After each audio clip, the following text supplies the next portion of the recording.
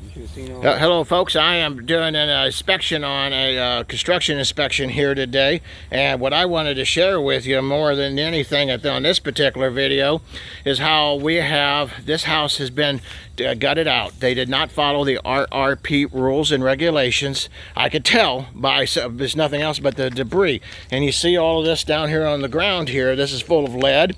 It's full of asbestos. Everybody that walks through here is putting this on their shoes. This is an extreme environmental hazard. We are getting hired all the time to be looking for this kind of stuff.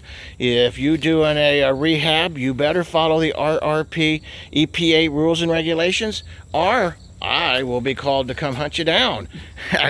All jokes aside, I'm not hunting anybody down. But on the same token, why would you poison children? Why would you poison dogs? Why would you, I mean, the next door neighbor? Well, okay, you know, but all jokes. Here we go. Oh, here we go.